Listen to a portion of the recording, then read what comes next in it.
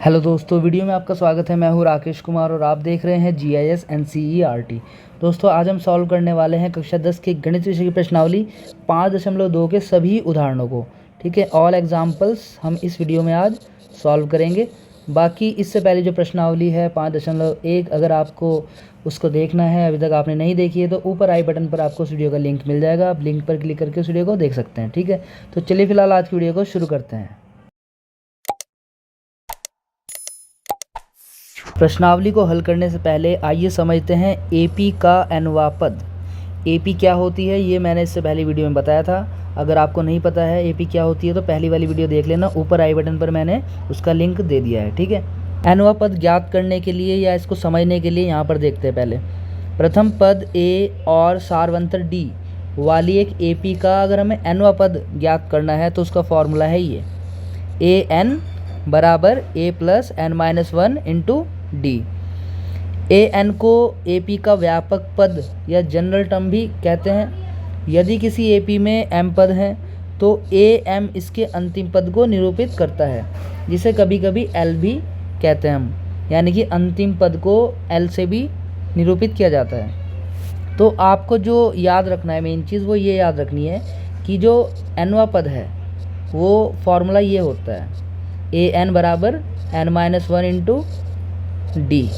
ठीक, और अगर अंतिम पद हुआ तो उसको L लिखेंगे, लास्ट टर्म, इसलिए यहाँ पे L का यूज़ किया जा रहा है। तो ये फॉर्मूला वही रहेगा, बस फ़र्क कितना हो जाएगा, AN की जगह L आ जाएगा। ठीक है, तो ये दो फार्मूले आपको पता होने चाहिए, इसी के बेसिस पे इसके क्वेश्चन होंगे। अब थोड़ा इसको उदाहरण के माध्यम से समझ लेते हैं, आपको पता चल जाएगा कि nवां पद क्या होता है। ठीक है, अब देखिए उदाहरण 3 है। कोई हमारे पास AP है, 2, 7, 12 इस तरीके से चलती जा रही है। ठीक है, हमें इसका 10वां पद ज्ञात करना है। ठीक है, 10वां पद मतलब पहला पद, दूसरा पद, तीसरा पद, चौथा पद, पाँचवा, ऐसे करते करते 10वां पद हमें ज्ञात करना है। ठीक, अब अगर हम थोड़ा थोड़ा एक के बाद एक काउंट करेंगे तो काफ़ी समय हमें लगेगा। पहले हम D देखेंगे, फिर हम उनको ऐड करके देखेंगे कि D हमें मिल गया 5, फिर 2 में 5 जोड़ेंगे 7 आएगा, 7 में 5 जोड़ेंगे 12, 12 में 5 जोड़ेंगे 17, इस तरीके से 5 जोड़ जोड़ के तो बहुत टाइम लगेगा। तो यही 10वां पद निकालने के लिए, या हम इसको nवां पद भी कह सकते हैं, क्योंकि यहाँ पे 10 की जगह वो 20वां पद भी पूछ सकता था। ठीक है, तो 20वां पद हुआ अगर, तो भी हमने उसको nवां पद बोल दिया। हम बोल देंगे कि n क्या बोल दिया उसने, 20वां पद ज्ञात करना है। यहाँ पे 13वां भी लिख सकता था, वो 13वां पद ज्ञात करो, तो उसके लिए फॉर्मूला यही चलेगा AN वाला। ठीक है, तो अब देखिए जो जो चीज़ें इसमें दी गई है उसको लिख लेंगे। पहले तो लिखेंगे A जो कि पहला पद है, फिर D निकाल देंगे, दूसरे पद में से पहले पद को माइनस करके 5 आ गया, और N कितना दिया है 10। जितना भी यहाँ पे पद लिखा रहेगा कि 10वां पद है, 5वां पद है, 9वां पद है, 20वां पद है, 25वां पद है, वो सब N होगा। ठीक है, यानी कि वो पूछ लिया कि वो जो नंबर है, जो संख्या है, कौन से पद पर है, ये बताया हमें। यहाँ पे जो संख्या आएगी वो 10वें पद पे हमें देखनी है कि 10वें पद पे संख्या क्या आने वाली है। अगर हम इसको काउंट करेंगे 1 2 3 4 5 6 7 8 9 10, 10वें नंबर पे जाके जो संख्या होगी वो क्या होगी, वही AN वाला नंबर है। ठीक है, वही हमारा AN निकलेगा। क्लियर, तो इस AN को निकालने के लिए, यानी कि किसी पद पर कौन सी संख्या आ रही है, वही AN है, ये आप समझ सकते हैं। ठीक है, तो अब मैं यहाँ पे फॉर्मूला लगा रहा हूँ AN बराबर A plus n-1 into D. अब N देखिए क्या है 10, तो यहाँ पे 10 लिख दिया, बराबर A क्या है 2 लिख दिया, प्लस N कितना था 10। ठीक है, -1 और गुणा में फिर 5, यानी कि D, ये 5 हमने लिख दिया। अब देखिए ये 2 ऐसे रहेगा, 10 में से 1 गया 9, 9 पंजे 45, इनको जोड़ लेंगे, ये आ गया 47। तो कहने का मतलब क्या हुआ कि जो 10वें पद पर जो संख्या आएगी वो आएगी 47। ठीक है, यहाँ पे आप काउंट करोगे 1 2 3 4 5 6 7 8 9 10, 10वें पद पे 47 संख्या आएगी। ठीक है, तो ऐसे करना है। अब देखते हैं इसका दूसरा एग्जाम्पल। अब देखिए ये है उदाहरण नंबर 4। इसमें भी एक AP दे दी है हमें, और इसमें कहा है कि इस AP का कौन सा पद -81 है, यानी कि इस बार जो AN है वो हमें ऑलरेडी दे दिया है -81, और पूछ लिया है कि ये कौन सा पद है, मतलब पहला, दूसरा, तीसरा, चौथा, पांचवा, कौन से नंबर पे जाके ये संख्या आने वाली है, ये पूछ लिया है। ठीक है। और पूछा है कि साथ ही क्या इस AP का कोई पद शून्य है। फिर पूछ रहा है कि ये AP जब आगे चलती जाएगी तो कहीं पर जा कर के शून्य आ सकता है इस AP में। तो इसका उत्तर हमें देना है सकारण, मतलब कारण भी बताना है। ठीक है। तो देखिए, इस क्वेश्चन को करने के लिए फॉर्मूला वही रहेगा AN वाला। ये फार्मूला आप बहुत अच्छे से याद कर लेना, क्योंकि इस प्रश्नावली में ये बहुत ही ज़्यादा काम आएगा आपके। ठीक है। इसी के ऊपर बेस्ड है पूरी प्रश्नावली। ठीक है। तो सबसे पहले यहाँ पर A हमें दे दिया है, D हमने निकाल लिया है और AN हमें दे दिया है -81। तो हमें N ज्ञात करना है। हमें बताना है कि ये जो संख्या है -81 कौन से पद पर आ रही है, पहले, दूसरे, तीसरे, चौथे, ये बताना है। ठीक है। तो फार्मूला हमने लगा दिया, वैल्यू हमने रख दी, AN की वैल्यू रख दी, A की वैल्यू रख दी, N हमें नहीं पता है, -1 ऐसे रहा, D हमने रख दिया वैल्यू। अब देखिए, ये 81 ऐसे ही रहा, लेकिन ये 21 ऐसे रहेगा, बट यहाँ पर लाइन बीच में कुछ छोड़ दी गई है, मतलब वो शॉर्टकट में बता देते हैं, पूरा एक्सप्लेन नहीं करते। यहाँ पे मैं थोड़ा इसको और एक्सप्लेन करके बता देता हूँ ताकि आपको अच्छे से समझ में आ जाए। ठीक। तो 81 बराबर 21 प्लस N-1 और ये -3। तो ये तो ऐसे रहेगा 81, ये 21 इधर आके माइनस में हो गया, इधर मल्टीप्लाई कर दिया हमने -3 की N के साथ, -3N और 1 में करेंगे प्लस का 3। 21 और 81 कितना हो जाएगा, 2, 8 और 2 10, माइनस का 110। ये 3 इधर आके माइनस में हो गया, 3N ऐसे रह गया। ठीक है। ये हो गया माइनस का 105 बराबर माइनस का 3N, माइनस से माइनस कैंसिल, N बराबर ऐसे रहा, 3 यहाँ गुणा में है, इधर आएगा 105 के नीचे भाग में आ जाएगा। इसको भाग कर लेंगे, 3 तिया 9 और 3 पंजे 15, तो N आ गया 35। यानी कि 1 2 3 4 5 6 7 8 ऐसे करते करते 35वें नंबर पे जाके आपको 81 मिलेगा इस AP में। ठीक है। तो यहाँ पे लिखा है, इसलिए दी हुई AP का 35वां पद 81 है माइनस का। ठीक है। अब हमें एक चीज़ और पता करनी है, हमें ये पता करना है कि इस AP में कहीं पर AN बराबर 0 है, मतलब कोई संख्या किसी भी पद पर जाके 0 हो रही है, यानी कि AN बराबर 0 है इसमें। तो यहाँ पे हमें AN को 0 लेना पड़ेगा, क्योंकि उसने बोला है क्वेश्चन में कि इस AP का कोई पद 0 है या नहीं है। तो हम मान लेते हैं कि AN 0 है कहीं पे किसी पद पे जाके। ठीक। तो ये 0 आएगा, कहाँ आएगा बस वही देखना है, यानी कि N निकालना है। तो फॉर्मूला वही है, A plus N-1 into D बराबर AN हमने 0 मान लिया कि कहीं पे 0 आ रहा है मान लो इस AP में। ठीक है। अब ये 21 यहाँ पर प्लस में है, उधर जाएगा ये माइनस में हो जाएगा। ठीक है। इस 3 की गुणा N में करेंगे तो माइनस का 3N हो जाएगा। तो ये इस तरीके से आप लिख सकते हैं। देखिए, इस लाइन के बाद मैं बता रहा हूँ, इस 3 की गुना N में करेंगे, माइनस का 3N और प्लस का 3, ये गुना कर लिया, 21 इधर आगे माइनस का हो गया। ठीक है। फिर -3N ऐसे ही रहा, -21 ऐसे रहा, 3 इधर आगे माइनस में हो गया, -3N ऐसे ही रहा। ये ऐड करेंगे तो कितना हो जाएगा, माइनस का 24, माइनस से माइनस कैंसिल, N की वैल्यू कितनी आ जाएगी, 3 8 24। यहाँ पर N की वैल्यू आ गई 8। इससे पता चलता है 8वें पद पर जाकर जो वैल्यू हो जाएगी इस AP में कितनी हो जाएगी, 0 हो जाएगी। 8वें पद पर जो संख्या आएगी, यानी कि आप ऐसा काउंट कर सकते हैं 1 2 3 4 5 6 7 8, इस 8वें पद पे आके 0 आएगा इस AP के अंदर। ठीक है। तो यहाँ पे आप लिख सकते हैं, अतः 8वां पद 0 है। ठीक है।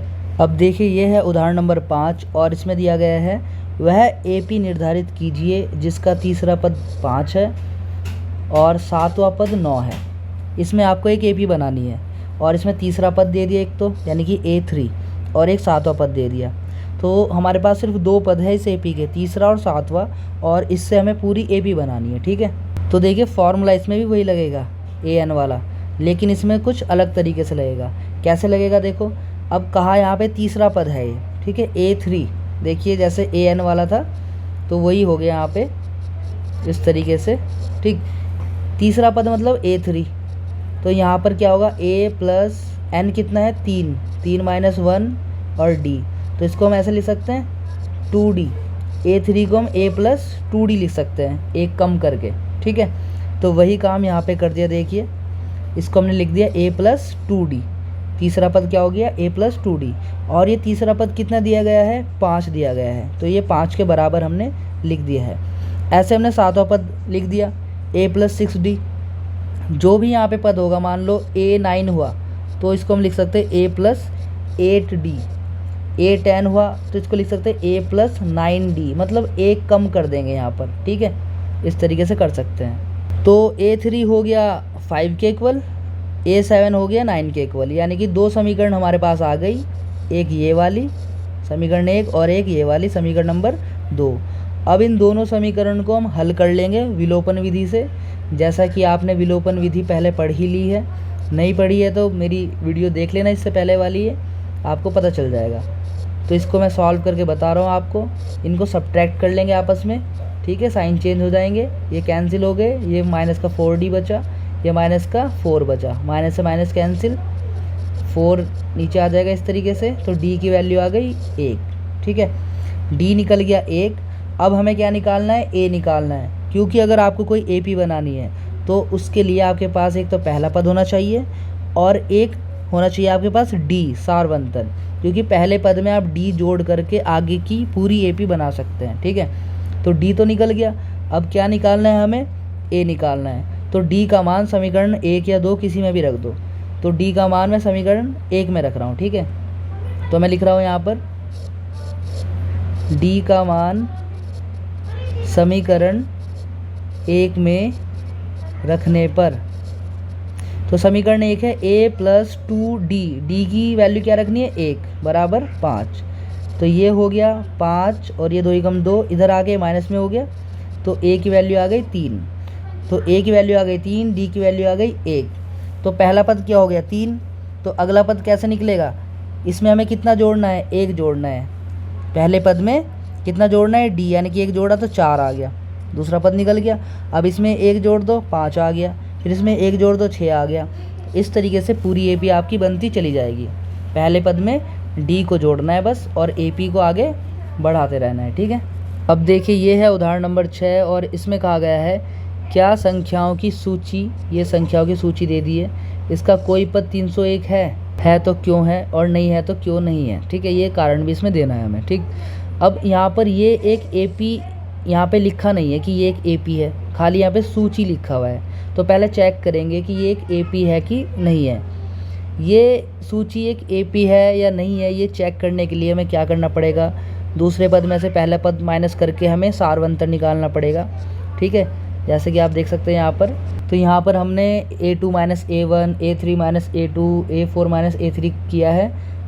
सभी में आप देखेंगे जो इनके बीच का सारवंतर आ रहा है, D आ रहा है, वो एक जैसा है, 6 है।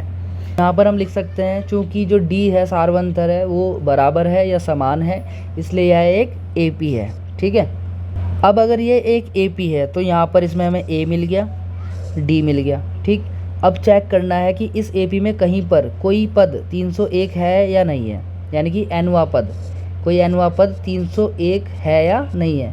तो पहले मान लो कि कोई nवां पद 301 है, ठीक है, उससे हमें क्लियर होगा। फिर कैसे, तो फॉर्मूला लगा दिया पहले, यहाँ पे हमने 301 क्या है, ये हमारा AN हो गया, तो यहाँ पे 301 रख दिया AN की जगह पर, A की जगह पे 5 रख दिया, प्लस N अभी हमें नहीं पता है तो N को ऐसे लिखना है, -1 गुणा D की वैल्यू आ गई 6। अब इससे आगे की लाइन में बता रहा हूँ आपको, 301 ऐसे रहा, 5 ऐसे रहा, 6 की गुणा N में करेंगे 6N और -6, 301 ऐसे रहा, 6 में से 5 गया तो माइनस का 1 बच गया, तो यहाँ पे हम पहुँच गए, ठीक।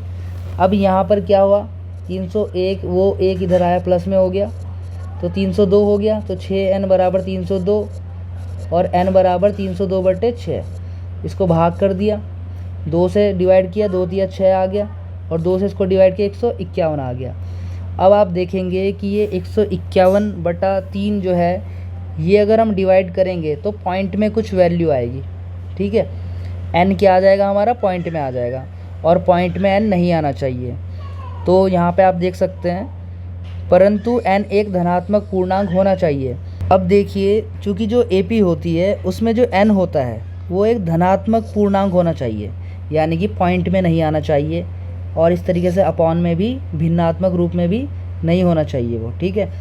इसलिए हम कह सकते हैं कि कहीं पर भी इस AP के अंदर कोई संख्या 301 नहीं होगी, अतः 301 संख्याओं की दी हुई सूची का पद नहीं है। तो यानी कि जो ये 301 है वो इस सूची का पद नहीं है। अगर n की वैल्यू कोई भी धनात्मक पूर्णांक हो जाता, जैसे कि 1 2 3 4 5 6 7 8 9 10 20 1000 102 304 कुछ भी इस तरीके का आ जाता, तो ये एक AP में शामिल हो जाता, 301 इस AP का एक पद होता। लेकिन जो यहाँ पे संख्या आई है वो कैसी संख्या आई है, वो एक भिन्न के रूप में संख्या आई है, ठीक है, धनात्मक पूर्णांक के रूप में संख्या नहीं आई है, इसलिए 301 इस AP का पद नहीं है, ठीक है। अब देखिए ये है उदाहरण नंबर 7। इसमें कहा गया है 2 अंकों वाली कितनी संख्याएं 3 से विभाज्य हैं, ठीक है। तो देखो 3 से विभाज्य होने वाली 2 अंकों की संख्याओं की सूची। देखो 2 अंक की जो संख्या है सबसे छोटी जो 3 से विभाजित होती है वो है 12, ठीक है। फिर उससे आगे 15, फिर 18 ऐसे चलता जाएगा, और आखिरी में 99, ठीक है। इससे ऊपर जाएंगे अगर हम तो फिर 3 अंकों की संख्या हो जाएगी, तो 2 अंकों की सबसे आखिरी संख्या है 99। तो इस तरीके से आप देख सकते हैं यह एक AP बनती हुई नज़र आ रही है, हमें एक AP ये बन चुकी है। बस अब हमें बताना है कि इस AP में टोटल कितने पद है। भाई 3 तो ये हो गए, एक लास्ट ये हो गया, अब बीच में कितने हैं ये हमें नहीं पता, ठीक है। तो हमें टोटल पद निकालने यानी कि n हमें ज्ञात करना है, ठीक है। और ये जो 99 है इसको आप L भी कह सकते हैं, या फिर इसको आप AN भी कह सकते हैं, क्योंकि ये अंतिम पद है इसमें, ठीक है। तो अब इसमें क्या करना है, हमें A लिख लेंगे जो कि है 12, D निकाल लेंगे, 15 में से 12 को घटा लेंगे, 3 आ गया, AN या L 99 है, फॉर्मूला वही लगाना है AN वाला, ठीक। इसमें वैल्यू पुट कर देंगे, AN की वैल्यू 99, A की वैल्यू 12, N हमें नहीं पता है, ऐसे रखना है इसको, -1 और गुणा D की वैल्यू आ गई 3, ठीक है। फिर हमें क्या करना है, 99 ऐसे रहेगा, इस 12 को इधर लेके आएंगे, माइनस में हो जाएगा, इधर n-1 और ये गुणा 3 ऐसे रहेगा, ठीक है। 99 में से 12 को घटा देंगे तो 87 बचेगा, और इधर ये वैल्यू ऐसी रह जाएगी, ठीक है। फिर हमें क्या करना है, n-1 को तो ऐसे छोड़ना है, 3 यहाँ पर गुणा में है, इधर आएगा जब 87 के पास तो डिवाइड में आ जाएगा इस तरीके से, ठीक। तो 3 से 87 को डिवाइड करेंगे तो आएगा 29। फिर बचा हमारे पास अब n-1 बराबर 29। फिर n अगर हमें निकालना है तो 1 को इधर लेके आएंगे, प्लस में हो जाएगा इस तरीके से, ठीक है। तो 29 1 30, तो n निकल गया हमारे पास कितना, 30, ठीक है। तो अतः 3 से विभाज्य 2 अंकों वाली संख्याएं कितनी होंगी टोटल उसमें, 30, ठीक है। ये इसका आंसर हो गया। अब देखते हैं अगला उदाहरण। अब देखिए ये है उदाहरण नंबर 8, और इसमें हमें एक AP दी गई है, ये इसका अंतिम पद भी हमें दिया गया है -62। अब हमें क्या करना है, हमें बताना है कि अंतिम पद से प्रथम पद की ओर 11वां पद ज्ञात कीजिए। यानी कि जो अंतिम पद है ये हमारे पास जो 62 है, ठीक है, इधर की साइड से हमें वापस आना है, प्रथम पद की ओर आना है, और इधर की साइड से 11वां पद हमें बताना है कौन सा होगा, ठीक है। तो इसके लिए हमें क्या करना है, सबसे पहले तो हम देखेंगे कि इस AP में पद कितने हैं, टोटल पद निकालना है। पहले तो देखेंगे n है कितने, ठीक है, पहले तो n ज्ञात करेंगे। n ज्ञात करने के लिए सबसे पहले वही A D और ये अंतिम पद L ये हमने लिख लिया है, फार्मूला लगा देंगे L वाला, ठीक है, जिसको हम AN भी कहते हैं, वही वाला फार्मूला है ये। अब इसमें वैल्यू रख देंगे, L की वैल्यू है -62, A की वैल्यू है 10, N हमें नहीं पता, -1 ऐसे रहा, और D -3 ऐसे रहा। ये 10 इधर आएगा 62 के पास माइनस में, ठीक है। फिर n-1 और ये गुणा -3 ऐसे रहेगा, ये -62 और -10 इनको ऐड कर लेंगे, माइनस माइनस प्लस हो जाएगा, ये माइनस का 72 हो जाएगा, इधर वैल्यू ऐसे रहेगी, ठीक है। फिर हम क्या करेंगे, यहाँ पर n-1 को ऐसे छोड़ दिया, -72 को ऐसे छोड़ दिया, 3 यहाँ पर गुणा में है, इधर आएगा 72 के साइड, 2 भाग में आ जाएगा, माइनस से माइनस कैंसिल हो गया, 3 से इसको भाग कर देंगे तो 24 आएगा, n-1 बराबर 24 हो गया। फिर हमें n निकालना है तो 1 इधर जाएगा प्लस में, तो n की वैल्यू आ गई 25, ठीक है। इस तरीके से आप देख सकते हैं हमें पता चल गया है इस एपी के अंदर टोटल 25 पद हैं। ठीक है, अब हमें देखना है पीछे की साइड से, यानी कि अंतिम पद से प्रथम पद की ओर आते हुए 11वां पद। ठीक है, अगर हमें 11वां पद देखना है तो हम क्या करेंगे, इस 25 में से 10 पद को निकाल देंगे तो 11वां पद बच जाएगा पीछे की साइड से। ठीक है, तो यही काम करना है हमें। 25 में से आप 10 पद निकाल दो, ठीक, तो बचेगा 15। ठीक, यानी कि इस एपी में जब पीछे की साइड से आप आएंगे 11वां पद, तो वो कौन सा पद होगा आपका, 15वां पद। कहाँ से होगा 15वां पद, वो शुरू की साइड से अगर आप काउंट करेंगे उसको तो वो 15वां पद होगा। ठीक है, तो अब हमें क्या करना है, वो 15 पद देखना है कि वो 15वां पद कौन सा है। तो इसके लिए आपको पता ही है, अगर हमें 15वां पद निकालना है तो A15 निकालना पड़ेगा। ठीक है, A15 को आप ऐसे लिख सकते हैं A + 14D। ठीक, मैंने बताया था आपको, या तो आप ऐसे कर लो या आप इसको AN के हिसाब से कर लो कि ये AN वाला फॉर्मूला लगा दिया यहाँ पे, A + N - 1 × D। A कितना है हमारे पास 10 + N कितना है, देखिए यहाँ से 15 - 1, और D कितना है -3। इसको सॉल्व कर लीजिए, यहाँ पे 14 और ये -3, ये 10 और ये 14 दिया माइनस का 42, ये आगे सब्ट्रैक्ट करके 32। ठीक है, तो इस तरीके से जो पीछे की साइड से प्रथम पद की ओर आते वक्त अगर आप देखेंगे 11वां पद है, तो ये 11वां पद शुरू से अगर देखेंगे तो 15वां पद है। तो 15वां पद ये हम देख करके हमने A15 निकाल दिया है और ये आ गया है 32। ठीक है, तो ऐसे करना था। अब इस क्वेश्चन को करने का एक तरीका और है जिसको हम वैकल्पिक हल कहते हैं, ये रहा। तो इसमें हम क्या करेंगे, जो हमारे पास ये AP है, हम उल्टा पीछे की साइड से वो पद देखने की बजाय हम क्या करेंगे, इस AP को ही उल्टा कर लेंगे। ठीक है, यानी कि जो अंतिम पद है उसको हम पहला पद कर देंगे, यानी कि -62। ठीक है, और जो हमारे ये पद दे रखे हैं इनको हम उल्टा कर देंगे, पहले हम 4 कर देंगे, फिर 7, फिर 10, यानी कि जो पहले प्रथम पद था वो अंतिम पद हो गया यहाँ पर, तो हमने इसको ही उल्टा कर दिया। ठीक है, तो अब हम क्या करेंगे इसमें, क्योंकि हमें इधर की साइड से 11वां पद देखना था। ठीक, तो अब इसको हमने उल्टा कर दिया तो इधर की साइड से 11वां पद देखना होगा।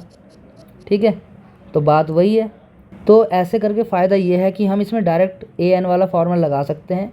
इसके लिए हमें पहले से N निकालने की ज़रूरत नहीं है, ये चेक करने की ज़रूरत नहीं है कि इस AP में पद कितने हैं, डायरेक्ट ये काम हम कर सकते हैं। ठीक है, तो इसके लिए जो A होगा, A अब बदल जाएगा, ये हो जाएगा -62।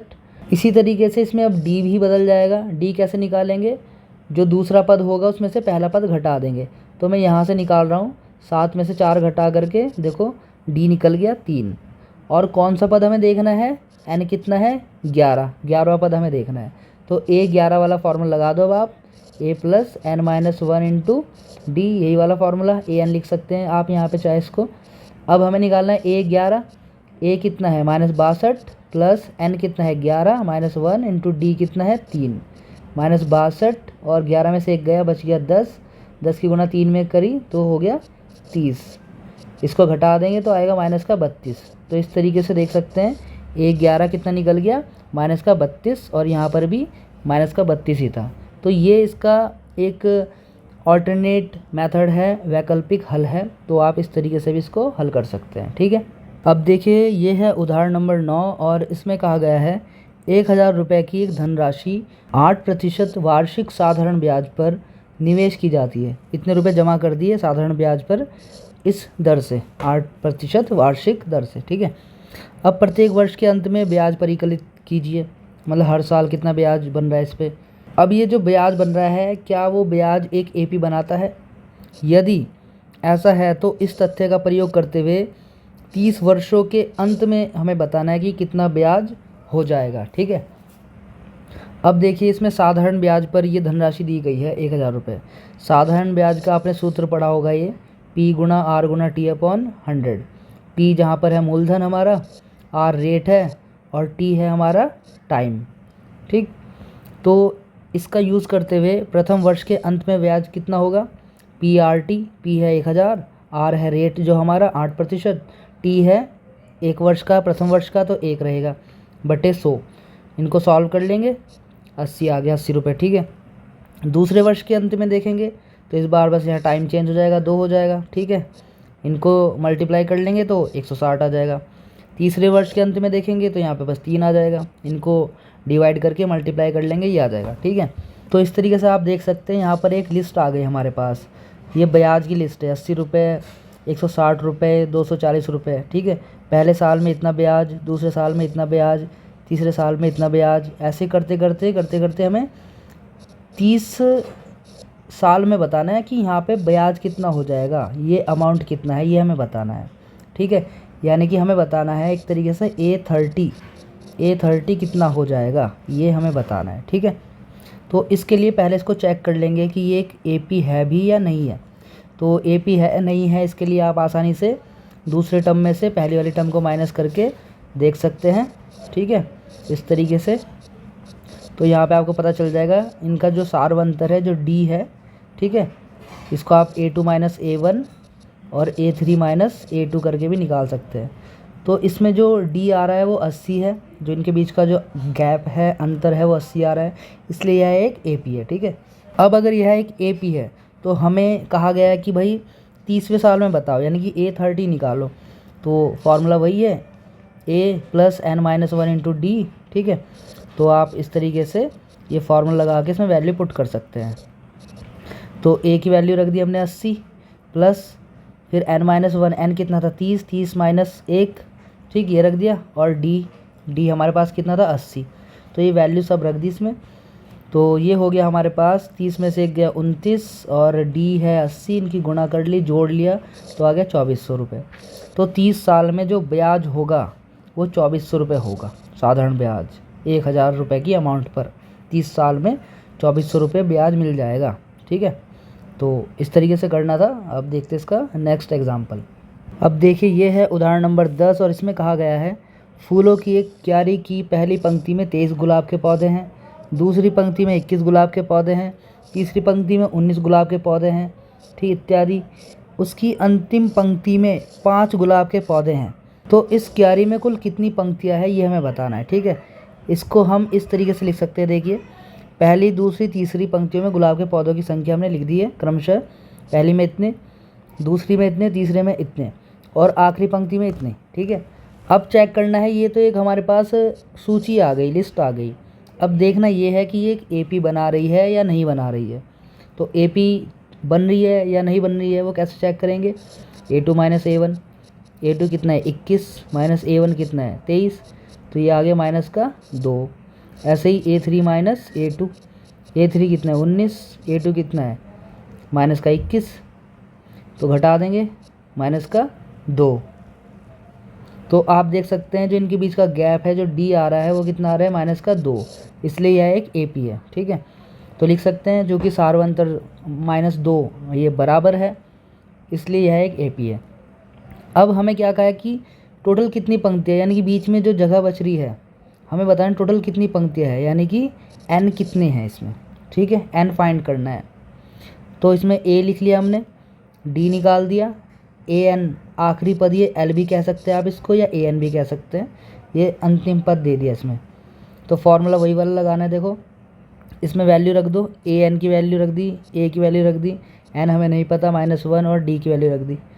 अब देखिए ये इसके बाद 5 माइनस 23 को इधर लेके आ गए, इधर बच गया n-1 इंटू माइनस का 2, इनको सब्ट्रैक्ट कर लिया, ठीक है।